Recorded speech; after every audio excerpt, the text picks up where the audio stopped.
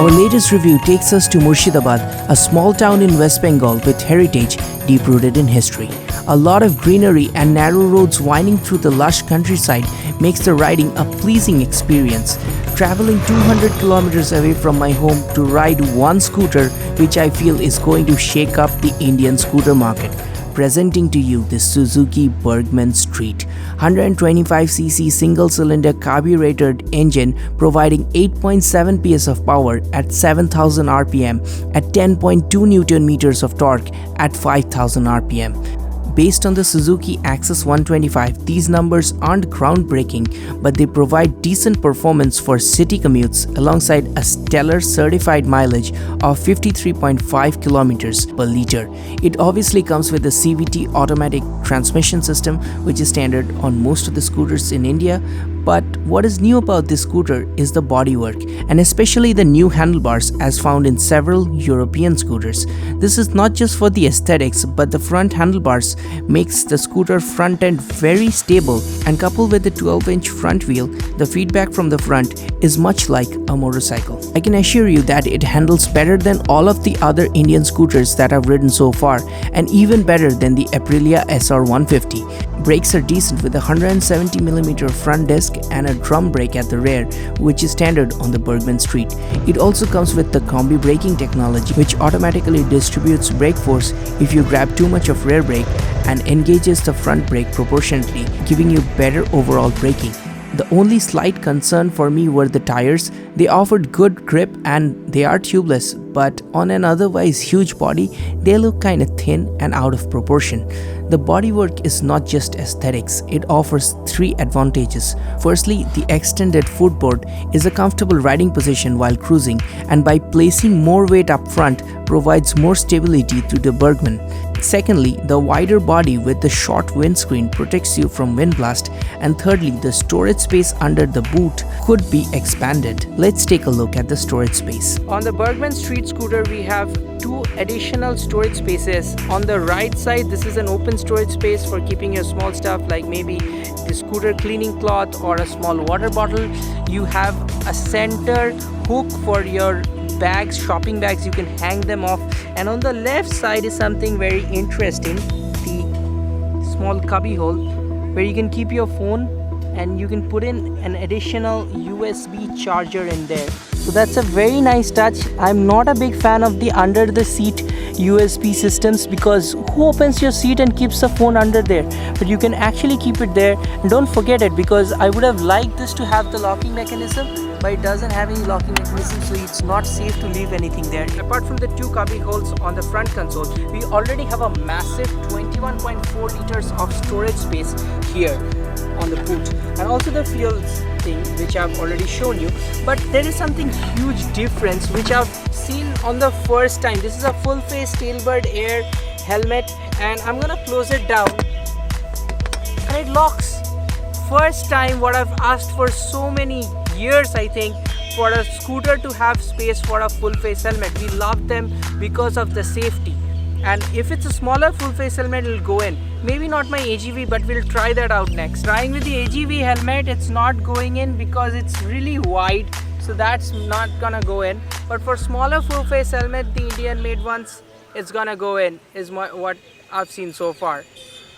Great new improvement. The Burgman looks premium with LED DRL and headlamps up front with the large chrome bits and 5-spoke alloy wheels. I've already talked about the beautiful handlebars. The mirrors look well made, and you have the option of chrome mirrors as accessories as well. Suspension up front is a telescopic unit, and the rear one is a swing arm type coil spring. The scooter has been provided to us for testing by Om Suzuki Jiaganj, and if you live anywhere around Murshidabad, you can contact them for booking any Suzuki motorcycle or scooter. And finally, it was time to put the Burgman Street to the road test and see how it performed on the real world scenario. Riding the new Suzuki Burgman scooter, must say quite a zippy feel from the engine. Wasn't really expecting that.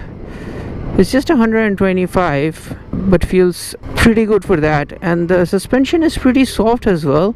Went over some pretty rough patch, and it managed without much of a drama. Beautiful digital console. Love the way it changes the speedo, and it's so clean and easy to view. I am really loving the motorcycle style handlebars, which are like popping up, and it's more, like a cruiser bike. If you've ridden the somewhat like the Avenger 150 or the Avenger 220 Street, it's the same engine as the Suzuki Axis. Why should we pay 10,500 rupee more? That is the difference in the on-road price for this, and what you get essentially is the all-new styling, right? Performance-wise, it's all the same, but what I would like to find out today is that are we having any functional advantages of buying this over the other scooter? The certified mileage figures is around 53 kilometers per liter, but as most of these people will be riding it in the city, you can expect somewhere close to 45 or 42 kilometers. So the seat is already released. I know this is 21.4 liters of boot space. It's bigger than what I've seen on other scooters. This is the full European styling. We've wanted a scooter like this in the Indian market for such a long time. And the pillion seat on this one is also very, very big. You've got a beautiful, perfectly ergonomic grab rail as well for the pillion, and this is very well designed and blended in with the bodywork. It doesn't even look like a grab rail when you take a look. When the seat is down, see how nicely it blends with the grab rails. A nice stitching detail on the, mostly this is a premium finish and a premium bodywork version of the Axis. And if you guys thinking that all of this extra plastic, is it making the scooter heavy? It's just heavier by 7 kgs. That's not a lot considering there is a lot going in. I'd like you to take a look at the pillion footrests. These are made of aluminum. That's very nice.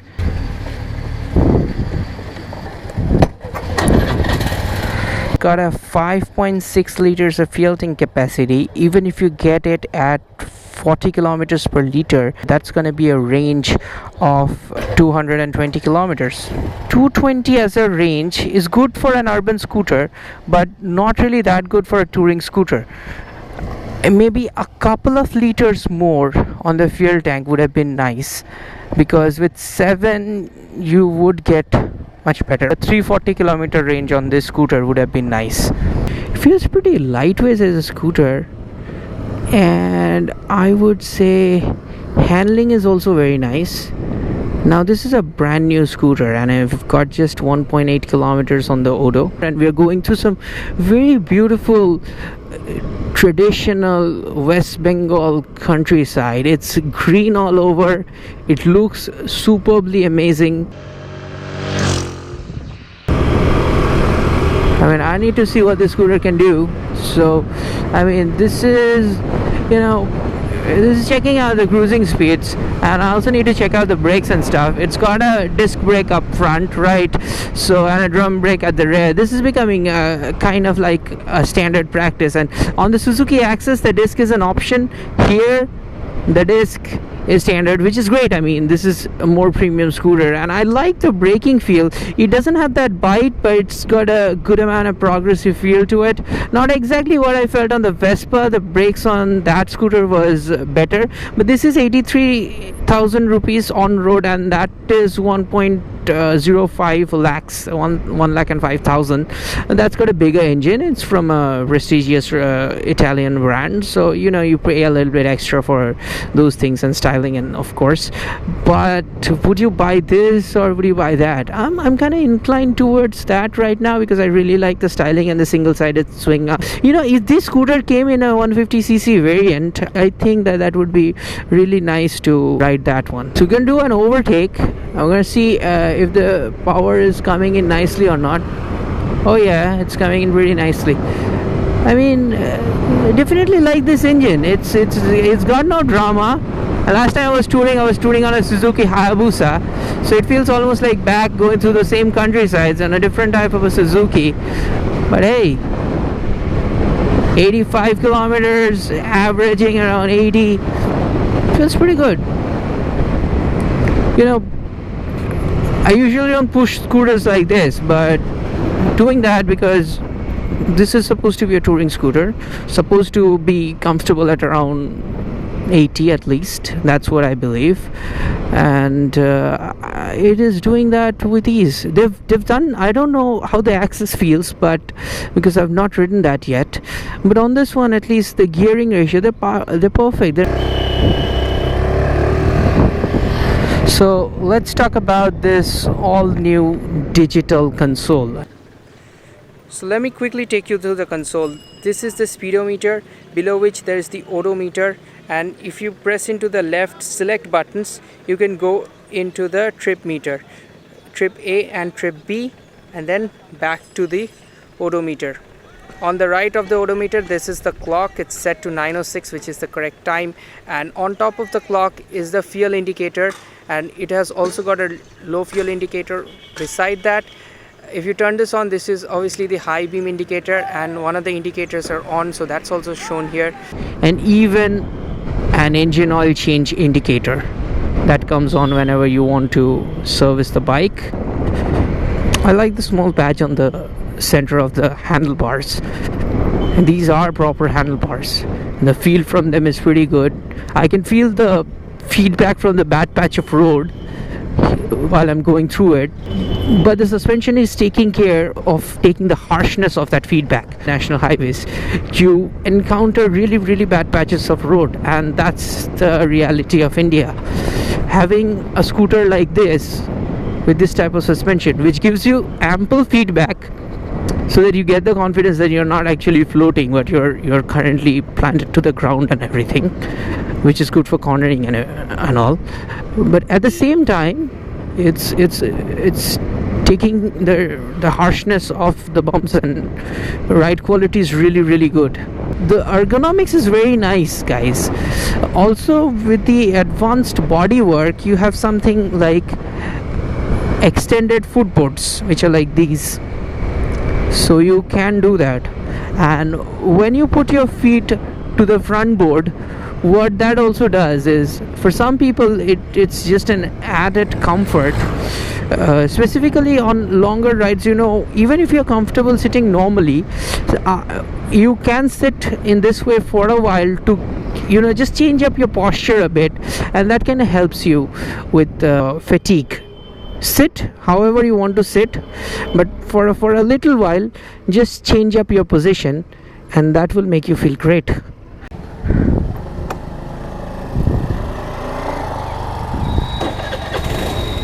So on the Suzuki Access, which is having the same engine as the Burgman, and just wanted to ride this as a comparison purpose, and obviously analog digital hybrid console, whereas on the Burgman that's fully digital console. And obviously the difference in bodywork, and this is more like a traditional scooter, where that is more like a European standard scooter.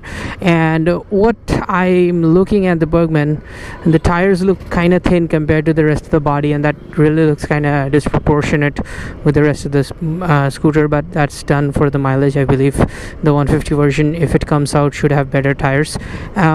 Back to the Suzuki Access, the key differences, obviously the disc brake here is optional, and even the disc brake option is about 10,500 rupees cheaper than the Burgman, which already has a disc brake as a standard. And combi braking, I believe it is there on the scooter as well. 125cc, the same engine with the same power and torque figures. But what is the main difference, if you ask me? It's not the bodywork, it's not that this has a halogen headlamp, because those are aesthetic changes, but the main difference is how it feels, because this, having that standard scooter's handlebars, the front is completely wobbly. So I wanted to ride this because I wanted to compare and see whether the Burgman is getting any advantage because of those handlebars, or whether the Suzuki suspension gives more front end feel, because I had not ridden the Access before. And now I can surely tell you that the bodywork of the Burgman, and specifically look at that rake angle, it's more like a motorcycle's rake angle. If you don't know what that means, it is the angle of the steering with the wheel, and that's kind of more like a motorcycle, so that feels very familiar to us riders. Here the front end's kind of light, it's wobbly, and that is what turns me off for scooters. Scooters, I feel, should have more front end feel, which is not there in any of the scooters. Aprilia somehow managed a little bit, but I think the first time I've had any good front end feel from a scooter is on the Burgman, and I'm really in love with that for that particular point. Something great about the Burgman is that even with a pillion, it doesn't even scrape on the tallest of speed breakers, and we've tested that out several times. It didn't scrape, so if you're touring alone, you can be at the peace of your mind. And I really like how it sits on the highway at around 60 kilometers per hour or 80 kilometers per hour. The front end is a lot more planted and just back from the axis, and that was just wobbling. Happens to every scooter I've ridden apart from this. Really loving that. The refinement on this engine is phenomenal. I don't know why, but it even feels a tad bit more refined than the Suzuki Access scooter. And the seat, I am a big critique of seats. They cannot be too firm, because that's uncomfortable. They cannot be too plush as well, because that's comfortable only in the beginning, and later that becomes the cause for lower back pains. Burgman is kind of like a little bit on the plusher side, but not too overly plush. So I would have wanted maybe a tad firmer, but it's right up there on the top of the food chain on scooter seats on my list. And braking, well, it's good, and when it's time to do the panic braking, this comes in handy. Again, very well balanced as a scooter. Let's try the 0 to 60.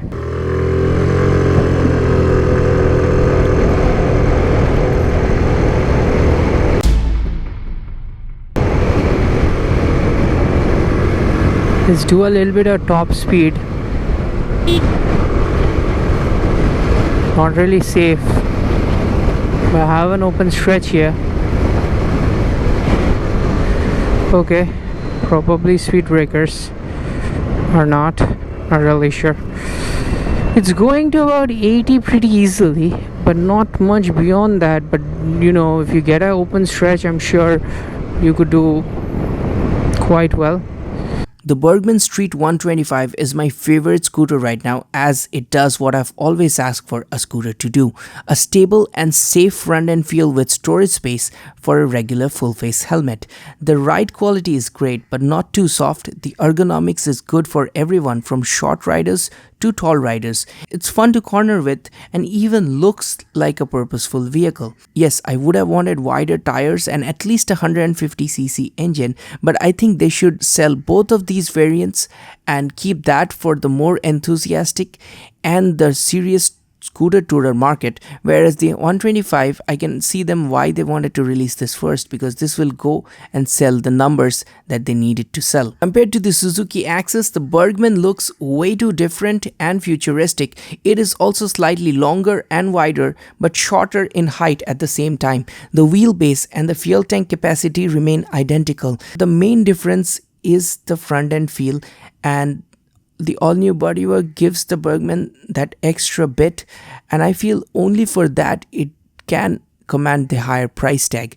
So at the beginning of this video, I did ask you that whether apart from the styling, there are functional advantages in the new Burgman Street, and through this review we have found several advantages, so I think it does command the heavier price tag. I give this scooter a very high rating, and if you are thinking to buy this, I would give it a strong recommendation as well. Concluding the Suzuki Burgman review, as said before, we are here at Jiaganj, Murshidabad for the Om Suzuki dealership.